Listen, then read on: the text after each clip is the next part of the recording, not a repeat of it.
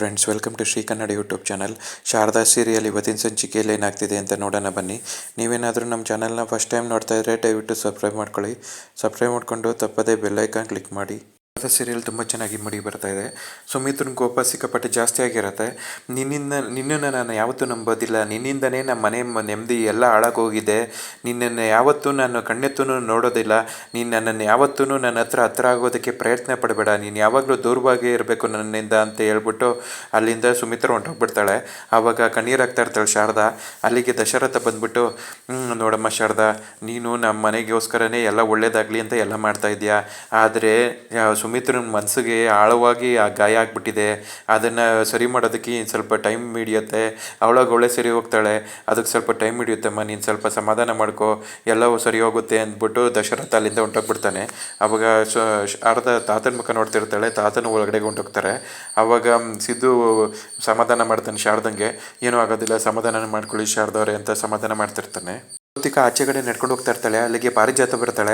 ಪಾರಿಜಾತ, ಜೋ ನಿಂತ್ಕೋ ಅಂತ ಹಿಂದೆ ಕಡೆ ಹೋಗ್ಬಿಟ್ಟು, ಏನು ಮಾಡ್ತಿದ್ಯಾ ಜೋ, ನೀನು ಏನು ಮಾಡೋದಕ್ಕೆ ಕೊಟ್ಟಿದ್ಯಾ ಅಂತ ಕೇಳ್ತಿರ್ತಾಳೆ. ಏನು ನನ್ನನ್ನು ಏನು ಕೇಳ್ತಿದ್ರೆ ನೀವು ಅಂತ ಕೇಳ್ತಾಳೆ. ನೋಡು, ಅವನು ರೋಹನ್ ಬಂದ್ಬಿಟ್ಟು ನಿನ್ನ ಹತ್ರ ನಿನಗೆ ಪಾಲಾಕ್ಷನ್ ಬಗ್ಗೆ ನನಗೆ ಸೀಕ್ರೆಟ್ ಗೊತ್ತು ಅಂತ ಹೇಳೋದಲ್ಲ, ಏನದು ನನಗೆ ಹೇಳು ಫಸ್ಟು. ನನ್ನ ಮಗಂಗೆ ಏನು ಮಾಡಿದ್ಯಾ ನೀನು ಅಂತ ಕೇಳ್ತಾ ಇರ್ತಾಳೆ. ಅಯ್ಯೋ, ನಾನೇನು ಮಾಡಿಲ್ಲ ಗ್ರಾನಿ, ನೀವು ಯಾಕೆ ನನ್ನ ಮೇಲೆ ಡೌಟ್ ಪಡ್ತಾ ಇದ್ದೀರಾ ಅಂತ ಕೇಳ್ತಿರ್ತಾಳೆ.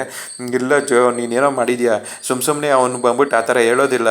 ನೀನು ಏನು ಮಾಡಿದ್ಯಾ ಅಂತ ಹೇಳು. ನನ್ನ ಪಾಲಕ್ಷ ಹೇಗಿದ್ದಾನೆ, ನನ್ನ ಪಾಲಕ್ಷಂಗೆ ಏನು ಮಾಡಿಬಿಟ್ಟೆ ನೀನು ದಯವಿಟ್ಟು ಹೇಳು ಅಂತ ಕೇಳ್ತಾ ಇರ್ತಾಳೆ. ದಯವಿಟ್ಟು ಅರ್ಥ ಮಾಡ್ಕೊಳ್ಳೆ, ನನ್ನ ಈ ತಾಯಿ ಮನಸ್ಸನ್ನು ಅರ್ಥ ಮಾಡ್ಕೋ. ತಾಯಿ ಎಷ್ಟು ಕಷ್ಟಪಟ್ಟು ಸಾಕಿರ್ತಾಳೆ ಮಗನ ಅಂತ ನಿಂಗೇನಾದರೂ ಗೊತ್ತಿದೆಯಾ. ಮಗ ನನಗೆ ಯಾವಾಗೂ ಇಂಪಾರ್ಟೆಂಟ್ ಅಷ್ಟೇ. ನನ್ನ ಮಗಂಗೆ ಏನು ಮಾಡಿದ್ಯಾ ಹೇಳು ಅಂತ ಕೇಳ್ತಾ ಇರ್ತಾಳೆ. ಆವಾಗ, ಇಲ್ಲ ಗರಣಿ, ನೀವೊಂದು ವಿಷಯ ಅರ್ಥ ಮಾಡ್ಕೊಳ್ಳಿ. ಈ ಮನೆ ನನಗೆ ಸುಖ ಶಾಂತಿ ನೆಮ್ಮದಿ ಎಲ್ಲನೂ ಕೊಟ್ಟಿರ್ಬೋದು, ಆದರೆ ನಿಮ್ಮ ಮಗ ನನಗೆ ನಿಜವಾದ ಅಪ್ಪ ಅಲ್ವಾ. ಅವ್ರ ಮೇಲೆ ನನಗೂ ಮಮಕಾರ ಇದೆ. ನಾನು ಅವ್ರಿಗೇನು ಮಾಡಿಲ್ಲ. ನೀನು ಅವ್ರಿಗೆ ಚೆನ್ನಾಗೇ ಇರ್ತಾರೆ, ಎಲ್ಲೇ ಇದ್ರೂ ನೀವು ತಲೆ ಕೆಡ್ಸ್ಕೊಂಬೇಡಿ, ಸುಮ್ಮನೆ ಇರಿ ಅಂತ ಹೇಳ್ತಿರ್ತಾಳೆ.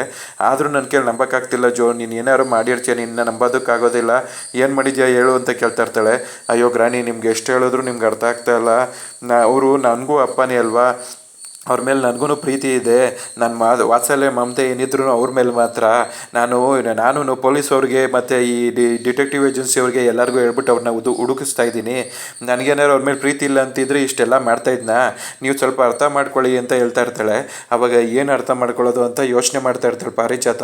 ಆವಾಗ, ನಾನು ಆದಷ್ಟು ಬೇಗ ಅವ್ರನ್ನ ಹುಡುಕಿಸ್ತೀನಿ, ನೀವು ತಲೆ ಕೆಡ್ಸ್ಕೊಬೇಡಿ ಅಂದ್ಬಿಟ್ಟು ಅವಳು ಅಲ್ಲಿಂದ ಹೋಗ್ತಾ ಇರ್ತಾಳೆ.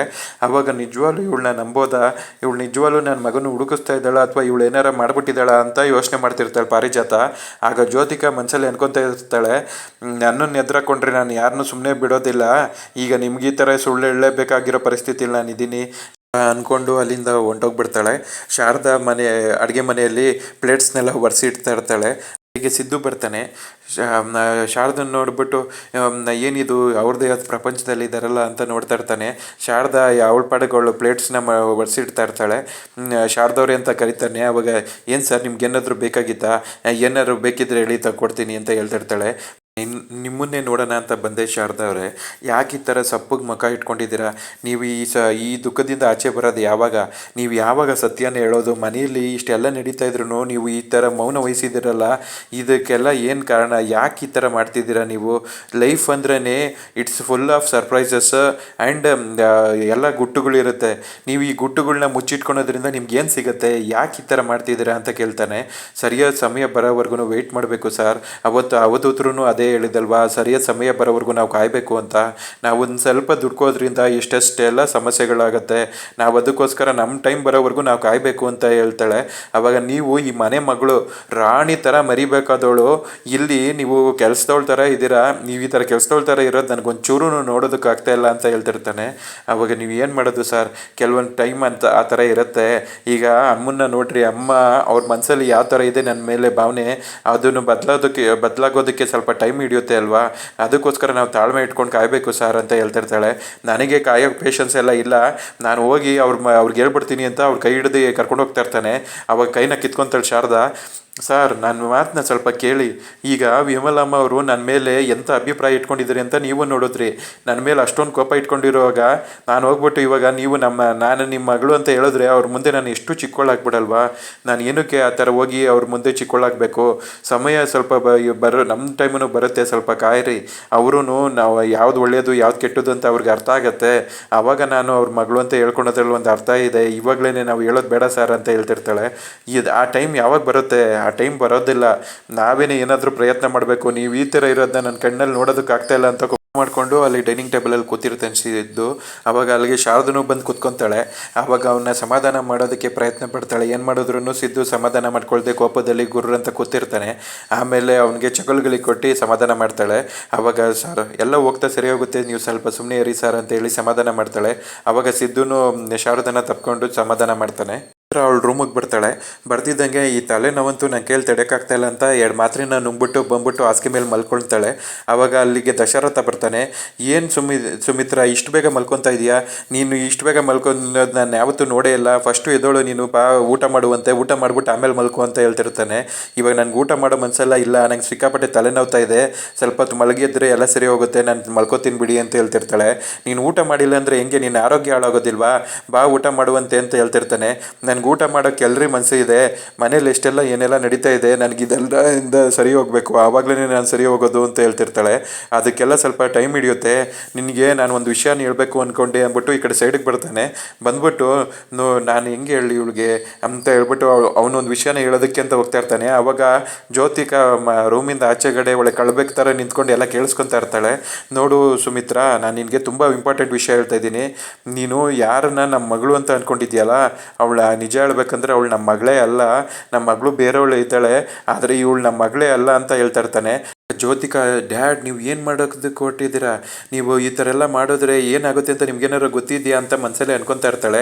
ಆವಾಗ ಸುಮಿತ್ರನ ಕಡೆಗೆ ದಶರಥ ತಿರುಗಿ ನೋಡ್ತಾನೆ. ಆವಾಗ ಅವಳು ಮಲ್ಕೊಂಡ್ಬಿಟ್ಟಿರ್ತಾಳೆ. ನಾನು ಇವಳಿಗೆ ಏನಾರ ಹೇಳೋಣ ಅಂತ ಹೋದರೆ ಯಾವಾಗ ನೋಡಿದ್ರು ಈ ಥರ ಮಲ್ಕೊಂಡಿರೋದು, ಇನ್ನೊಂದು ಏನಾರ ಒಂದು ಘಟನೆಗಳು ನಡೀತಾ ಇರುತ್ತಲ್ಲ ಅಂತ ನೋಡ್ತಾ ಇರ್ತಾನೆ. ಆವಾಗ ಸಡನ್ನಾಗಿ ಜ್ಯೋತಿಕಾ ಬರ್ತಾಳೆ. ಅಯ್ಯೋ ಇವಳು ಯಾವಾಗ ಬಂದ್ಲು, ಇವಳು ಎಲ್ಲ ವಿಷಯ ಕೇಳಿಸ್ಕೊಂಡ್ಬಿಟ್ಲ ಅಂತ ಭಯ ಆಗ್ತಾ ಇರುತ್ತೆ ಅವನಿಗೆ. ಏನಮ್ಮ ನೀನು ಯಾವಾಗ ಬಂದೆ ಅಂತ ಕೇಳ್ತಾ ಇರ್ತಾನೆ. ಅಯ್ಯೋ ನಾನು ಈಗ ತಾನೇ ಬಂದೆ ಡ್ಯಾಡ್, ನಿಮಗೆ ಮಾತ್ರೆ ತೊಗೊಂಡ್ರೆ ನೀವು ಅಂತ ಕೇಳ್ತಾ ಇರ್ತಾಳೆ. ಅವಾಗ ಇಲ್ಲಮ್ಮ ನಾನು ಮಾತ್ರೆ ತೊಗೊಬೇಕು ಅಂತ ಹೇಳ್ತಾ ಇರ್ತಾನೆ. ಸರಿ ಡ್ಯಾಡ್, ನೀನು ಏನಾರು ವಿಷಯ ಕೇಳಿಸ್ಕೊಂಡ ಅಂತ ಕೇಳ್ತಾನೆ. ಅವಾಗ ನಾನು ಏನು ವಿಷಯ ಕೇಳಿಸ್ಕೊಂಡಿಲ್ಲ ಡ್ಯಾಡ್, ನೀವು ಆದಷ್ಟು ಬೇಗ ಮಾತ್ರೆ ತೊಗೊಂಡು ಮಲ್ಕೊಳ್ಳಿ ಅಂತ ಹೇಳ್ಬಿಟ್ಟು ಅವಳು ಅಲ್ಲಿಂದ ಹೊರಡ್ತಾಳೆ. ಅವಳು ಆಚೆ ಬರ್ತಿದ್ದಂಗೆ ರೂಮಿಂದ ಡ್ಯಾಡ್ ನೀವು ಈ ಥರ ಎಲ್ಲ ಮಾಡಬೇಕು ಅಂದ್ಕೊಂಡಿದ್ದೀರಾ? ನಾನು ಇದಕ್ಕೆ ಅವಕಾಶ ಕೊಡೋದಿಲ್ಲ. ನಿಮ್ಗೆ ಆದಷ್ಟು ಬೇಗ ನಿಮಗೂ ಮುಕ್ತಿ ಕೊಡಿಸ್ತೀನಿ. ನಿಮ್ಮಿಂದ ನನಗೆ ತೊಂದರೆ ಆಗುತ್ತೆ ಅಂದರೆ ನಾನು ಯಾವತ್ತೂ ನಿಮ್ಮನ್ನ ಜೀವಂತವಾಗಿರೋದಕ್ಕೆ ಬಿಡೋದಿಲ್ಲ, ನಿಮಗೂ ಒಂದು ದಾರಿ ತೋರಿಸ್ತೀನಿ ಅಂತ ಅಂದ್ಕೊಂಡು ಅಲ್ಲಿಂದ ಆಚೆ ಹೋಗ್ತಾ ಇರ್ತಾಳೆ. ಮೊಬೈಲ್ ಇಟ್ಕೊಂಡು ಆಕಾಶನ ನೋಡ್ತಾ ಇರ್ತಾಳೆ. ಅಲ್ಲಿಗೆ ಸಿದ್ದು ಬರ್ತಾನೆ. ಏನು ದೀಪು ಇಷ್ಟೊತ್ತಾರು ಮಲ್ಕೊಂಡಿಲ್ವಲ್ಲ, ನಿಂಗೆ ಟೈಮ್ ಆಯಿತು, ಬಾ ಮಲ್ಕೊಳ್ಳುವಂತೆ, ಬೆಳಗ್ಗೆ ಸ್ಕೂಲ್ಗೆ ಹೋಗ್ಬೇಕು ಅಂತ ಹೇಳ್ತಾ ಇರ್ತಾನೆ. ಇರಪ್ಪ ಸ್ವಲ್ಪ ಇನ್ನೂ ಒಂದು 5 ನಿಮಿಷ ಇದೆ ಅಷ್ಟೇ, 11ಗೆ ಅಂತ ಹೇಳ್ತಿರ್ತಾಳೆ. ಅವಾಗ ಏನು ನೋಡ್ತಿದ್ಯಾ, ಏನಕ್ಕೆ ಆ ಟೈಮಿಂಗ್ಸ್ ಇಂಪಾರ್ಟೆಂಟ್ ನಿನಗೆ ಅಂತ ಕೇಳ್ತಾನೆ. ಅವಾಗ ಈ ಟೈಮಿಂಗ್ಸ್ ವೆರಿ ಇಂಪಾರ್ಟೆಂಟ್ ಅಪ್ಪ. ಈ ಟೈಮಲ್ಲಿ ನಾವು ಏನು ಕೇಳ್ಕೊಂಡ್ರು ದೇವ್ರು ನಮ್ಗೆ ಒಳ್ಳೇದು ಮಾಡ್ತಾರಂತೆ, ನಾವು ಏನು ಕೇಳ್ಕೊತೀವೋ ಅದೆಲ್ಲ ಆಗುತ್ತಂತೆ, ನಾನು ಅದಕ್ಕೆ ಆ ಟೈಮ್ಗೋಸ್ಕರ ಕಾಯ್ತಿದ್ದೀನಿ ಅಂತ ಹೇಳ್ತಾಳೆ. ಹೌದಾ, ಈ ಥರ ಈ ಟೈಮ್ ಕೇಳ್ಕೊಂಡ್ರೆ ಎಲ್ಲ ಒಳ್ಳೇದಾಗುತ್ತಾ ಅಂತ ಕೇಳ್ತಾ ಇರ್ತಾನೆ. ಹೌದು ಅಪ್ಪ, ಇನ್ನೇನು ಟೈಮ್ ಬಂದೇ ಬಿಡ್ತು, ಈಗ 11 ಆಯಿತು ಅಪ್ಪ, ತೊಗೊಳ್ಳಿ ನಿಮ್ಮ ಫೋನ್ ಅಂತ ಕೊಟ್ಬಿಟ್ಟು ದೇವ್ರನ್ನ ಕೇಳ್ಕೊಳೋದಕ್ಕೆ ಹೋಗ್ತಾ ಇರ್ತಾಳೆ. ಅವಾಗ ಅಲ್ಲಿಗೆ ಶಾರದಾ ಬರ್ತಾಳೆ. ಅವಾಗ ಏನಿದು ಅಪ್ಪ ಮಗಳು ಏನು ಮಾಡ್ತಿದ್ದೀರಾ ಇಲ್ಲಿ, ಇಷ್ಟೊತ್ತಾಯಿತು ಇನ್ನೂ ಮಲ್ಕೊಳೋದಿಲ್ವಾ ಅಂತ ಕೇಳ್ತಾ ಇರ್ತಾಳೆ. ಆವಾಗ ಶಾರದಾ ಬಂದಾಗ ನೋಡಿ ಶಾರದವ್ರೆ, ಅನ್ನೋದಕ್ಕೆ ಏನೋ ಒಂದು ಒಳ್ಳೇದಾಗತ್ತಂತೆ, ದೇವ್ರು ಇವಳು ಬಂದು ಇವ್ರ ಪ್ರಾರ್ಥನೆಯನ್ನೆಲ್ಲ ಕೇಳಿಸ್ಕೊತಾನಂತೆ, ನೀವು ಬಂದಿದ್ದು ಆಕಾಶನ ನೋಡಿ ದೇವ್ರನ್ನ ಕೇಳ್ಕೊಳ್ಳಿ ಅಂತ ಹೇಳ್ತಾ ಇರ್ತಾನೆ. ಆವಾಗ ಶಾರದಾ ಬಂದಲ್ಲಿ ನಿಂತ್ಕೊತಾಳೆ. ಆಗ ದೀಪು ಆಕಾಶನ ನೋಡಿಕೊಂಡು, ದೇವ್ರೇ ಅಮ್ಮಮ್ಮ ನಮ್ಮ ಅಮ್ಮನ ಮೇಲೆ ತುಂಬ ಕೋಪ ಮಾಡ್ಕೊಂಡಿದ್ದಾರೆ, ಅವರು ಆದಷ್ಟು ಬೇಗ ನಮ್ಮ ಅಮ್ಮನ ಮೇಲೆ ಕೋಪನೆಲ್ಲ ಕಮ್ಮಿಯಾಗಿ ಚೆನ್ನಾಗಿರೋ ಥರ ಮಾಡಪ್ಪ. ಅವ್ರು ಕೋಪ ಮಾಡ್ಕೊಂಡು ನಮ್ಮ ಅಮ್ಮಂಗೆ ಬೈತಾ ಇದ್ರೆ ನಮ್ಮ ಅಮ್ಮ ದುಃಖದಲ್ಲಿರ್ತಾರೆ, ಅದನ್ನ ನನ್ನ ಕೈಯಲ್ಲಿ ನೋಡೋದಕ್ಕಾಗ್ತಾ ಇಲ್ಲ. ಆದಷ್ಟು ಬೇಗ ನಮ್ಮ ಅಮ್ಮನ ಸಂಬಂಧ ಸರಿ ಮಾಡಪ್ಪ, ಅವರಿಬ್ಬರು ಮಧ್ಯೆ ಯಾವಾಗಲೂ ಖುಷಿ ಇರಲಪ್ಪ ಅಂತ ದೇವ್ರನ್ನ ಕೇಳ್ಕೊತಾ ಇರ್ತಾಳೆ. ಅವಳು ಆ ಥರ ಕೇಳ್ಕೊತಾ ಇರೋದನ್ನ ನೋಡ್ಬಿಟ್ಟು ಶಾರದಂಗೆ ತುಂಬ ದುಃಖ ಆಗುತ್ತೆ. ನನ್ನ ಮಗಳಿಗೆ ನನ್ನ ಮೇಲೆ ಎಷ್ಟೊಂದು ಪ್ರೀತಿ ಇದೆ ಅಂತ ಬಂದ್ಬಿಟ್ಟು ಅವ್ರ ಮಗಳನ್ನ ತಪ್ಕೊಂಡು, ದೀಪು ನಿನ್ಗೆ ಎಷ್ಟು ಒಳ್ಳೆ ಬುದ್ಧಿ ಇದೆ ಅಂತ ಮನಸ್ಸಲ್ಲೇ ಅನ್ಕೊತಾ ಇರ್ತಾಳೆ. ಆವಾಗ ದೀಪು, ಅಮ್ಮಮ್ಮ ನೀವು ಇಬ್ಬರೂ ಚೆನ್ನಾಗಿರಬೇಕು, ನನಗೆ ಆವಾಗಲೇ ಸಂತೋಷ ಆಗೋದು ಅಂತ ಹೇಳ್ತಾ ಇರ್ತಾಳೆ. ಅದನ್ನ ನೋಡ್ಬಿಟ್ಟು ಸಿದ್ದುಗೂ ಮತ್ತು ಶಾರದಂಗೂ ಇಬ್ಬರಿಗೂ ತುಂಬ ಖುಷಿ ಆಗ್ತಾ ಇರುತ್ತೆ. ಅಲ್ಲಿಗೆ ಇವತ್ತಿನ ಸಂಚಿಕೆ ಕಂಪ್ಲೀಟ್ ಆಗುತ್ತೆ ಫ್ರೆಂಡ್ಸ್. ನೀವೇನಾದರೂ ನಮ್ಮ ಚಾನಲ್ನ ಫಸ್ಟ್ ಟೈಮ್ ನೋಡ್ತಾ ಇದ್ದರೆ ದಯವಿಟ್ಟು ಸಬ್ಸ್ಕ್ರೈಬ್ ಮಾಡ್ಕೊಳ್ಳಿ. ಸಬ್ಸ್ಕ್ರೈಬ್ ಮಾಡಿಕೊಂಡು ತಪ್ಪದೇ ಬೆಲ್ಲೈಕಾನ್ ಕ್ಲಿಕ್ ಮಾಡಿ. ಮುಂದಿನ ಸಂಚಿಕೆಯೊಂದಿಗೆ ಮತ್ತೆ ಭೇಟಿಯಾಗೋಣ ಫ್ರೆಂಡ್ಸ್. Thank you.